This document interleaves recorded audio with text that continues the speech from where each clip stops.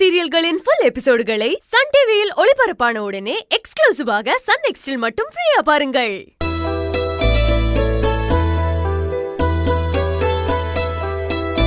என்ன லட்சுமி, கடைசியா நீ ஆசைப்பட்ட மாதிரி எல்லாம் நல்லபடியா முடிஞ்சிருச்சு போல.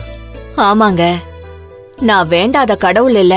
உண்மைய சொல்ல போனா மதுமிதா செவ்வந்தி கூட இருக்கணும்னு செவ்வந்தி கூட அவ்வளவு ஆசைப்பட்டிருக்க மாட்டா. நான் தான் ஆசைப்பட்டேன். என்ன லட்சுமி சொல்ற?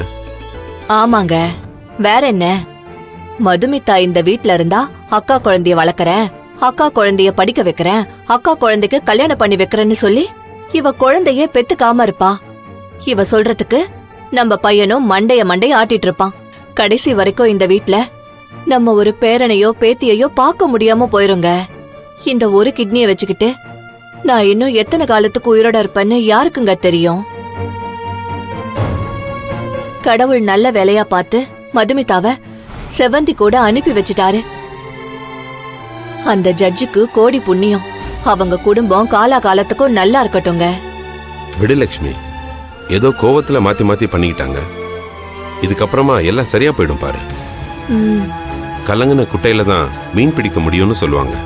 இப்ப எல்லாரும் கலங்கி தெளிஞ்சு நார்மல் ஆயிட்டாங்க. இனி அவங்கவுங்க வேலைய அவங்கவுங்க பாப்பாங்கல்ல.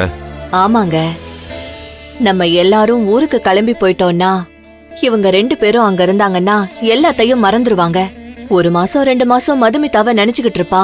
அப்புறம் கொஞ்சம் கொஞ்சமா மாறும்ல. ஆமா லட்சுமி, சிங்கப்பூர் போயிட்டா வேற ஊரு, வேற மக்கள், வேற மொழி, அதெல்லாம் பார்த்துக்கிட்டு இருந்தா இதெல்லாம் மறந்து போயிடும்ல. அதனால நாம சீக்கிரம் சிங்கப்பூர் போற வழிய பார்ப்போம். எப்ப எனக்கு ஒரு பேரனோ பேத்தியோ பாப்பனோன்னு ஆசையா இருக்குங்க.